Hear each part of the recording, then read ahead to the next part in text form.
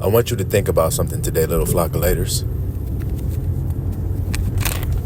I want you to consider everything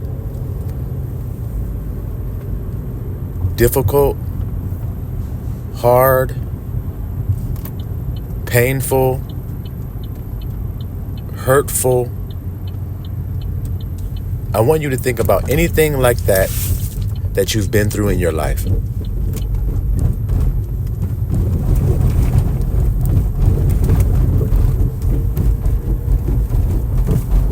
I want you to think about how you felt going through it.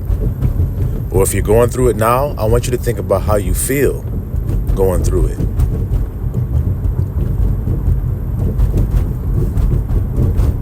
And we've all been through it.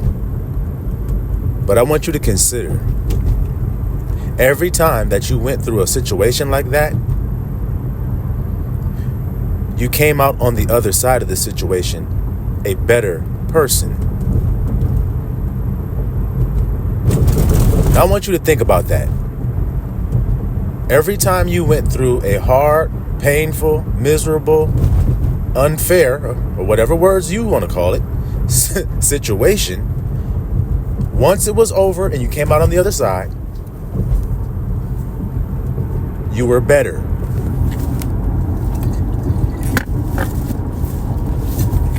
And now that you being better,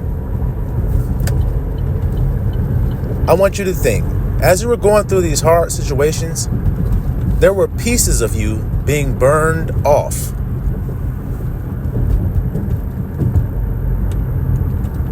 We can basically say that all those situations I described, painful, hard, hurtful, unfair, we'll just call it the fire, because that's how it feels when you're going through it.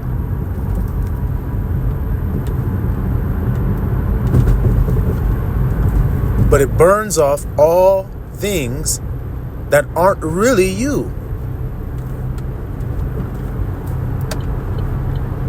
And we say becoming a better person, but actually you're becoming who you were all along.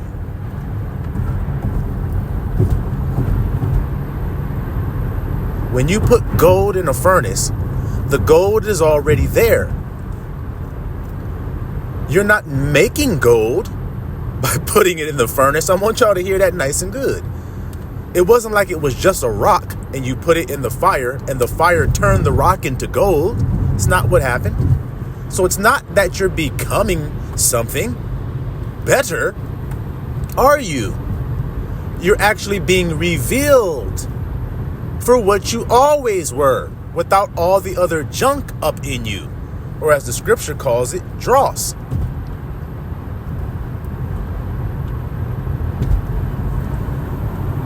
As gold is tried in the furnace, so is men in the furnace of adversity. So when gold is put in, it doesn't look the way it looks when it's pulled out. But that doesn't mean that it wasn't what it was when it was put in. That's what I want you to hear, little flockulators and men wondered at.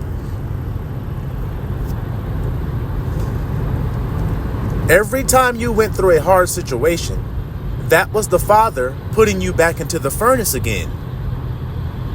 The furnace of adversity, where acceptable men are made.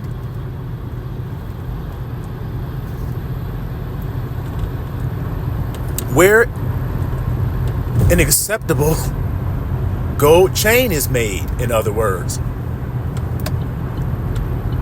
You're not going to go outside, get the gold, and make a chain and put it around your neck before you put it in the furnace, are you?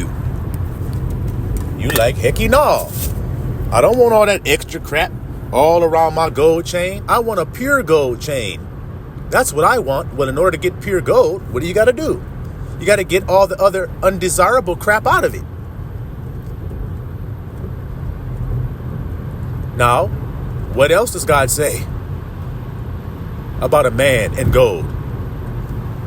I will make a man, look at this here, more precious, look at that there, than fine gold of Ophir. So that's a special kind of pure gold. Did you hear what Abba said he's going to do with a man? Do you see what I'm trying to say to you then? So then if you're one of those men who are going to made more precious than a golden wedge of Ophir, then you're going to go through a furnace of adversity. And when you go through it, you may get confused thinking that what you're going through is a strange thing. Then I'll just reference you, and all you MWAs know what I'm about to say. I'll just reference you to the scripture that says what? Think it not strange. Concerning what? The what kind of trial? The sparkly trial? Is that what it says, guys? The go along to get along trial?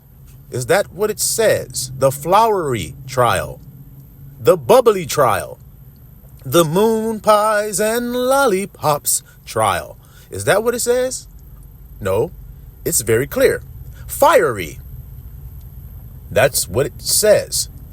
So then, as we see, as an acceptable man, you will be put through many fiery trials to do what exactly to you? To get out all the undesirable things that you've picked up along the way. Now, these undesirable things, or this dross, as the scripture calls it, where did it come from?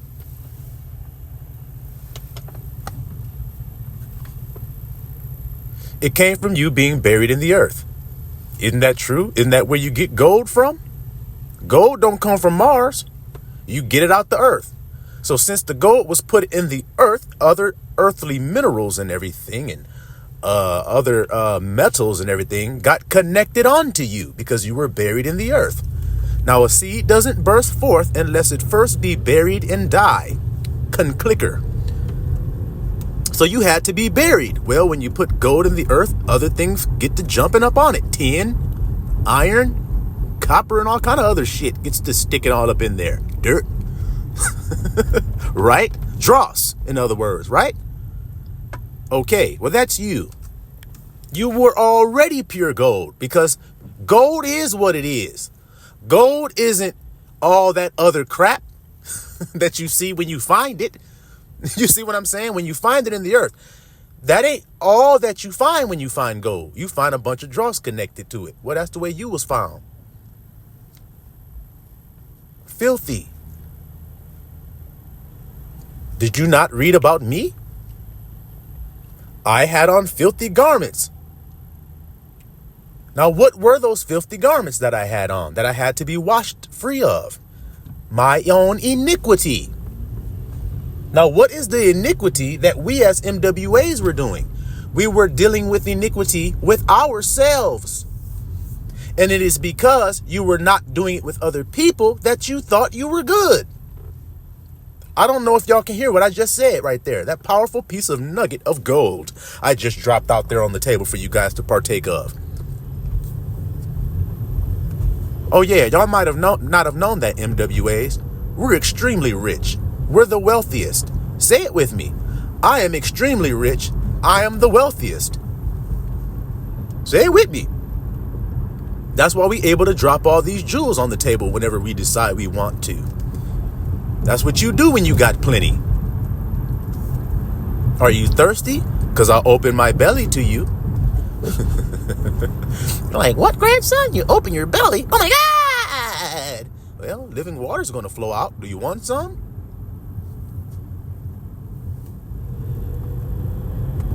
So you thought you were good because you were not dealing with iniquity with other people. You were dealing fairly with other people. So you thought you were doing a good thing. But all along, you were dealing with iniquity with your own self. You weren't dealing fairly with yourself. You were neglecting yourself. You had forgotten about yourself because you were caught up trying to do things outside of yourself to be righteous. If I just do good to other people, then I'm doing good. Well, you didn't do the first commandment. Remember, he says there's one commandment and then the second is like unto it. It ain't the other way around, guys. It isn't the second commandment and then that's all there is. There's a first, and the second one is like the first one. So I need to ask you guys a simple question. What is the first commandment? Y'all like, love God with all your heart, your mind, and your soul, and everything that you have. Yeah, that's the first commandment. What does that mean? It means to love your power more than everything else. Now, my question is, what is your power? Because I know what mine is, and I'll tell you what it is if you want to know. I am. That is my power. So then I love I am more than everything else. See how simple it is? That's what y'all had forgotten to do. And so y'all thought, well, I can keep the second commandment, do unto others as I would like others to do unto me, or love my neighbor as myself. You forgot yourself. So how can you love your neighbor? Now we got some other people on the other side. Remember, Christ said, I got sheep that are not of this fold, but are of another. I have to make them one flock. So who are these other sheep? The other sheep are the people that have dealt with iniquity with other people. Do you see what I'm trying to tell you? They are lovers of themselves, as the scripture have said. Men shall become lovers of themselves. So all they see is themselves. They're opposite. See? Of what the first person I described to you. They are opposite. All they see is themselves, and they deal with iniquity with others. Those are the two types of people that need to be made into one tribe, like Christ said he was going to do. One's called a Jew, one's called a Gentile. Now, what does the Jew do?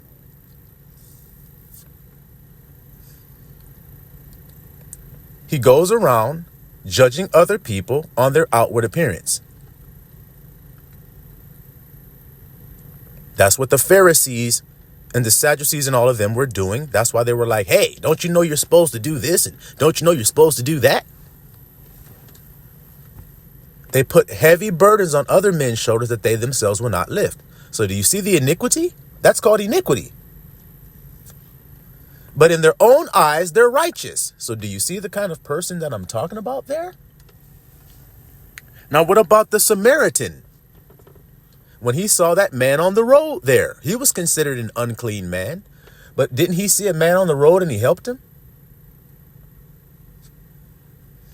Yeah, he did.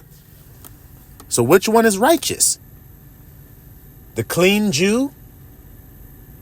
The Levite priest who passed on by? Or the filthy Samaritan? So do you see how God's people had to learn the right way by balancing themselves between the two? Because did you guys know a Samaritan is an Israelite as well? Maybe y'all didn't know that. Then how come Samaritans and Jews, as the scripture said, had no dealings with one another? How come then? If they're family. And Yahusha had to go to the Samaritan to tell them, hey, you're part of this family too. Why those different types of people? Because of what I've just told you. That's why. That's why I use those two as an example. Click. Do you see it? So you MWAs have to realize that you've neglected you through your life. That is some dross. See? That's something that was added to you that wasn't there originally. I need you to know that. That's not pure gold. To neglect yourself, that's not pure gold. You have to honor yourself. Honor I am. Love I am first. Because you can't love anyone else if you don't know you exist. If you don't know you exist, then you can't be. So then you actually can't do anything.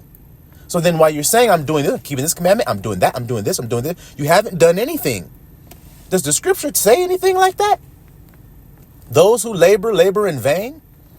So they think they're doing a whole lot. Labor mean working. You think you're doing a whole lot, but come to find out you wasn't doing a damn thing. Ain't that what that mean? I'd say that's what that means. So there's a lot of people that don't realize that they're not keeping God's first commandment to love their God with all their heart, their mind, their soul, and everything.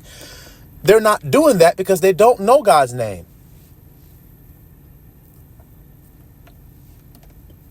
This is why they had to ask the master how to pray. because they didn't know how. But I'm sure they thought they did before he taught them how. They thought they knew a lot of stuff. But one thing that people seem to miss is the things that he did that were considered filthy. People seem to just miss this when it comes to Christ. And it is because they have a misconception of self. These are the people that deny Christ came in the flesh. But they think that they just say that he came in the flesh. That's admitting it. No, that's not believing it. That's not believing what Christ went through. But you think it is because you've said it. You've said it. Oh, yeah, I believe Christ came in the flesh. Yeah, I believe that.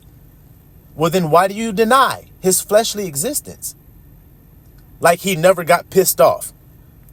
Like he never got angry. Like he never raised his voice. And see, when people tell you as a follower of Christ, why are you raising your voice? Why don't you just open the Bible, go to the red words in there and point to the exclamation points at the end of his sentences, and then ask that person, if there's an exclamation point when he says, woe unto you hypocrites, and there's an exclamation point, how is he saying that sentence? And then let them answer you.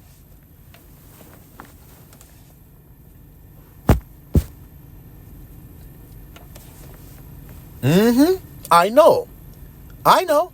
If you guys could see me right now, I might have to grab my ascot of intelligente. I might have to put my ascot of intelligence into my shirt here because, as you can see, we are a special people above all the people upon the face of this earth. We are very intelligent. We are very enlightened and have the light of the world flowing within us because they all walk along in darkness, but we have lighted our dwellings, as you can see. Y'all hear me? Flockulators, we ain't playing with these niggas out here. They ain't got no light. They can't see nothing. They don't know God's name, then you don't know anything. As far as I'm concerned, how can you know something if you don't know you exist? And there's so many people that would look at me right now and be so confused by what I'm telling them.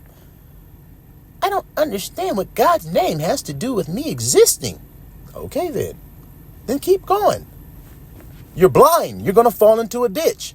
That's all that means. Because if you don't know that, then what do you know about God? That's my question.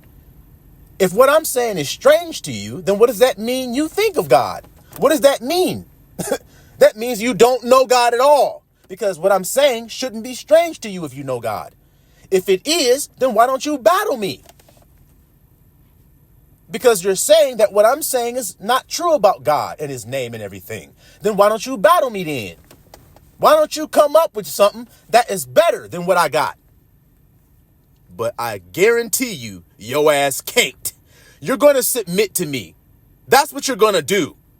And after you submit to me, your tail's going to go between your legs. Because you're going to realize that you were wrong all along and I was right. I'm the grandson of right thought.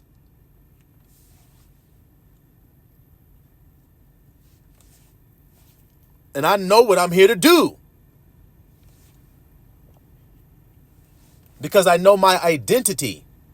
Because all the bullshit that I was got burnt off. Oh, wait a minute. That ain't me. Let me get rid of that. That was one relationship I had. Then I had a friendship and I got betrayed. Oh, wait a minute. I got betrayed because I didn't have boundaries put there. Why didn't I? That's my fault. Not his, not anybody else's. I'm in my kingdom. How come I don't have walls? Why haven't I repaired the breaches? See, breaches mean some shit got broke through. Now, when you have a wall, they got a breach in it. What does that mean about the enemy soldiers? They're just going to stand outside the wall and wait? No, they're going to look at that breach and they're going to come right on in. Well, whose fault is the breach? Now, everybody wants to blame the enemy soldiers for the breach that they blew through the wall. But it's your duty to repair it. If it's your kingdom and you're the king, isn't it? So a big ass cannon blew a hole in your wall and you're just going to sit there and go, oh man, they messed up my beautiful wall. What am I supposed to do now? Those guys need to fix it. You were wrong for what you did. Fix the wall, man. Put it back the way it was. What kind of king is that bullshit? Not a king I'd follow. King be like, double the reinforcements at the breach until we repair it, and make sure you put those archers right there on top of the wall, just in case somebody want to feel froggy. Soon as a couple of enemies come over there to see what the breach did, they're like, let's go see and make sure that we can get through the wall before we send the whole army. Let's send a couple of guys. Them couple of guys never came back, nigga. Go ahead and look. Their heads are up on my wall right now on a pike. So send some more if you want to. But wait a minute. Aren't you supposed to be threw off the fact that we blew the wall open? No, I'm not threw off by that. You're an enemy. That's what you do, isn't it? Well, yeah. All right. Well, I'm doing what I'm doing, which is defending my kingdom. Are you surprised about how I defended it? You used to just let us raid your kingdom by running in, stealing the goods, and running out. Nobody did anything about it. Well, somebody's doing something about it now. Who is the somebody? I am. Come on! Come on, MWAs! Stop playing with these niggas out here today. Stop playing with them. We have the spirit of power and might, and we should demonstrate it if it be so, I'd say.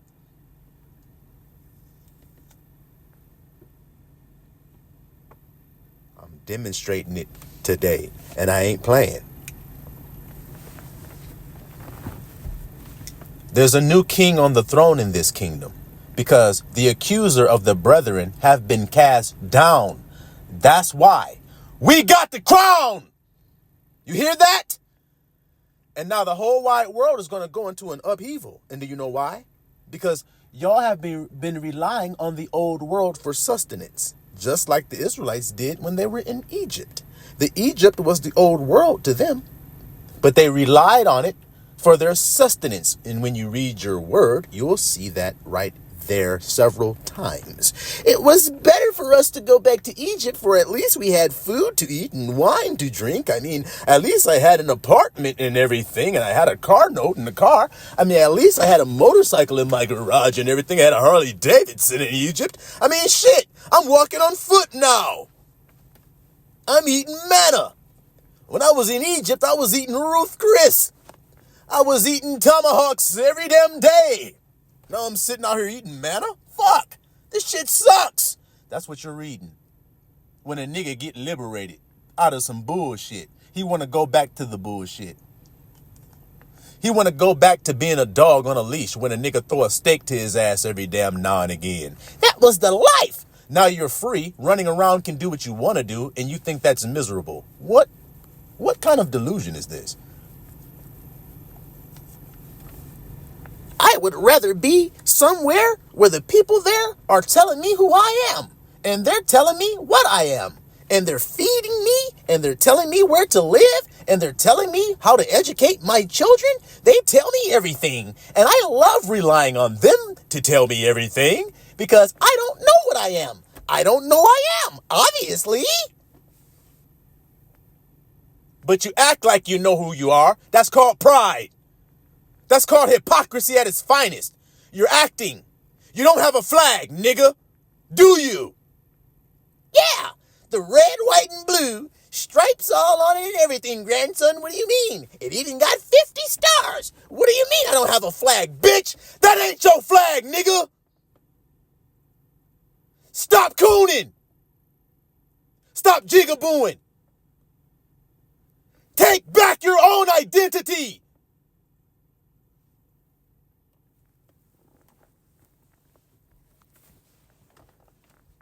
I love God, but you let another nigga tell you who you are. Then you don't know God. You don't know him. Oh yeah, I know all about Moses and the 10 Commandments and everything. I can recite the 10 Commandments right now, but you don't know God's name? So what the fuck do it matter that you can quote the 10 Commandments, nigga? God said keep my commandments. Who's the my? When he says keep my, who's the my? God is. Oh my goodness gracious. Does he have a name? I thought you said you knew Moses. How can you say you know Moses and not know God's name? All these niggas on the earth is like that. Most of them, especially the religious niggas, camps, all kind of niggas talking about keep God commandments. Got 10 commandments all written all up there. Keep these. You got to keep them, keep them, keep them. Yet they have never told you God's name. They've never told you. They've told you a sound. What the fuck good do that do to me? Babies hear a sound, but they don't know what it means. You're talking to him in full sentences. Do you think he understands you?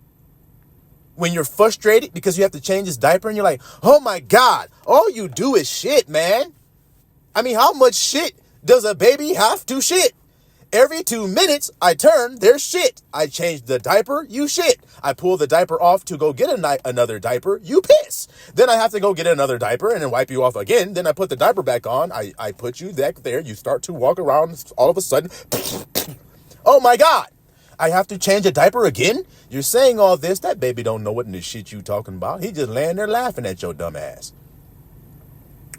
with a sippy cup in his hand talking about juice. And your ass is frustrated as hell, talking in full sentences. That's just a bunch of sounds to him. So you don't think that that's what's going on in the world today? that same principle applies? Because it do. I'm telling you, that's what's going on. Goo goo ga ga ga. That's God's name. Okay. And then you go through life. Goo goo ga. Can you help me today, goo goo ga?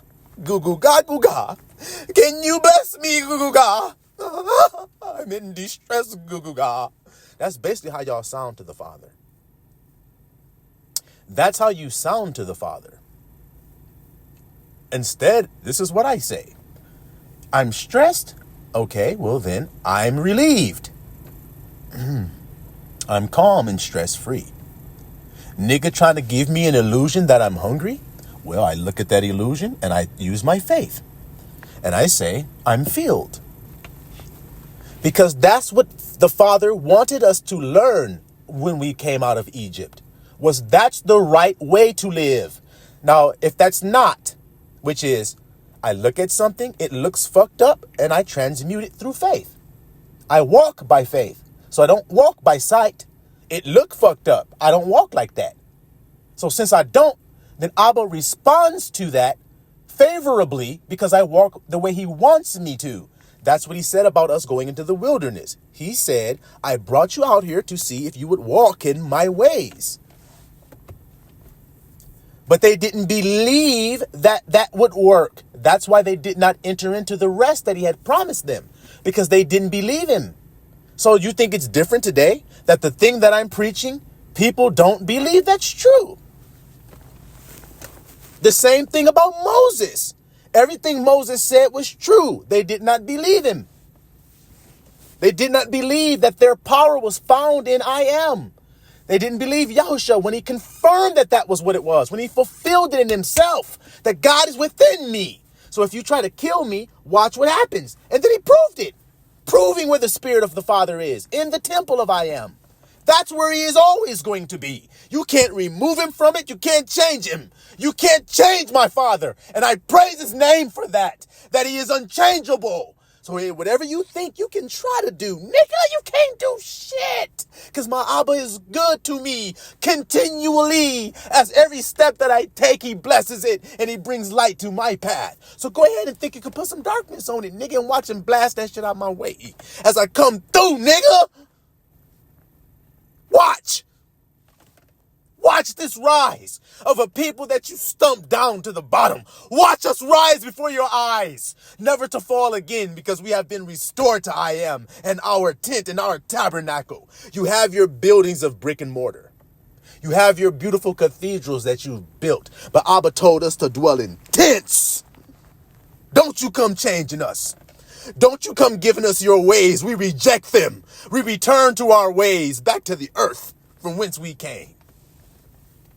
Which, when we return to the earth, what does that do for our spirits, my people? My melanated, woolly-headed people. My simple people that dwell in tents perfectly, the way God wanted you to do. What does that do for your spirit? It liberates it.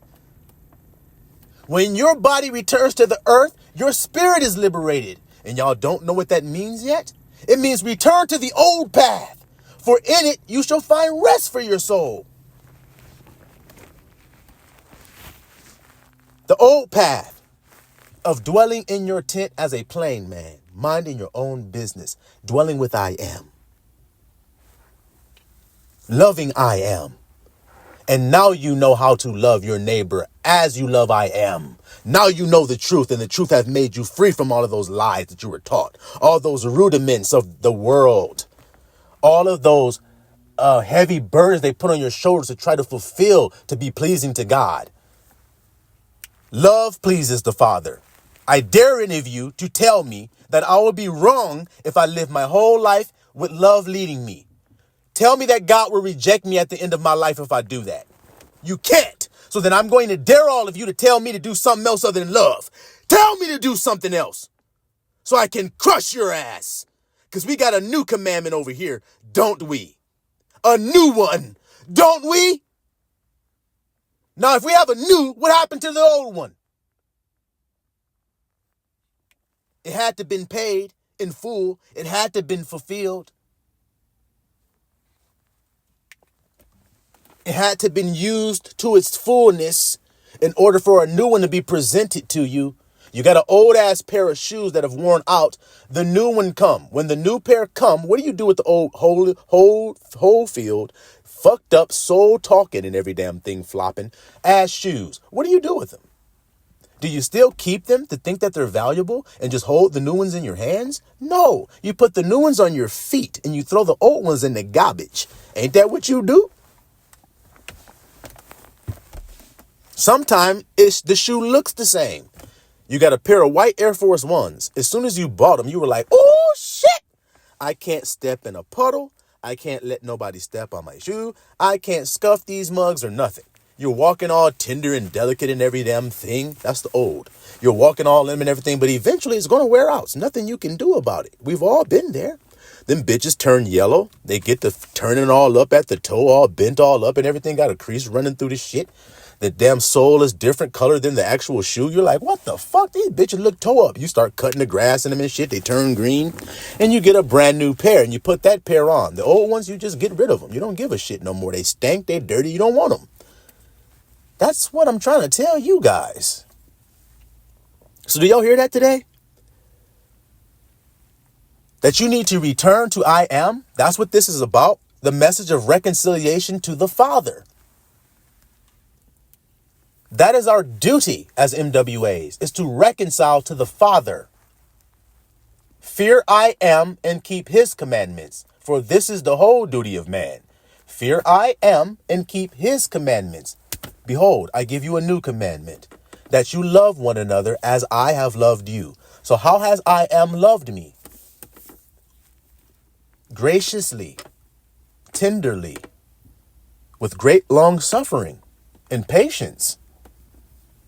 He has conquered all. His love for me has conquered all things. So then how in the hell am I supposed to love my neighbor? The same way that he have loved me and gave himself for me. His name is I am. I only exist because of him then. He shared his name with me so that I could become, that I could exist. Abba, the greatest gift you ever gave. Yourself, your life. Life was in him, his name. Little flock, there is no life without I am. Can't you see how clear and easy that is to understand? So come back to the Father today, little flockulators. Be no more scattered about with your emotions, with your psychological, with your thinking and your feelings, being scattered around anymore. Return to the Father's bosom and to the safety of being in that place right there forevermore. In the bosom of I am loved. And stay there. And share that experience of being there with others so that they may want to be where you are. And you can tell them the same thing. That you may be where I am. in the bosom of love. What greater place is there to be than that? And when you see it around you, then you'll understand. Once you're in that place and you try to share it with others and you see them resist it, now you can understand the Father. Now you can understand how you looked toward the Father for so long. All day long I extend my hands like a hen to cover her chicks. But you would not allow it. You did not believe. You were loved. That's what he's saying to you. That's who's talking. I am loved is the one who's saying that. I extend my hands to you, but you will not allow it. So if a hen cover her chick, my question is, what is she covering the chick for? Because she hates the chick? Or she loves her chick and she wants to protect, she will protect her chick with her own body. The fox, he may be chasing the chick, little flock. That's you. But when he sees the hen, he would rather much have her. And she will give her life for you, her little chick, and cover you. And let that fox mangle her. Do you understand that shit? Or what? You just gonna squander that kind of love, Israel? I can't understand that. You're gonna squander that? When all you do is complain about how you're not loved, how you're taken advantage of, how everybody do you wrong, how this year you ain't gonna let nobody do you wrong. You ain't gonna let nobody betray you no more. You ain't this, and everything that's wrong in my life is because of this person, because they betrayed me, and because liars do this, and people do that. And that's all the fuck you talk about all day, Israel. It's gossip and complain and murmur. That's all y'all do. Instead of accepting what's offered to you, simply believing that you already are loved. Who gives a fuck if that nigga at work betrayed you? Who gives a fuck if he lied so he can get a promotion and steal what was meant for you? Who gives a fuck when you got power available to you constantly?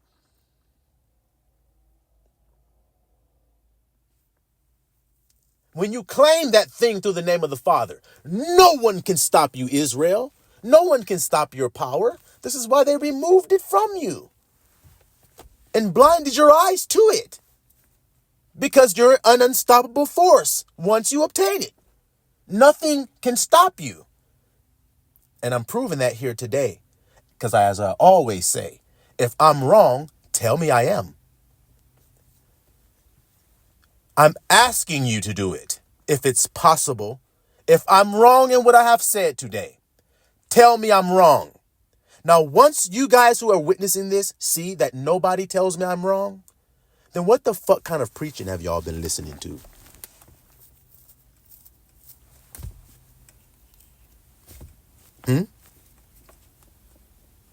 Yeah. Siloam Israel.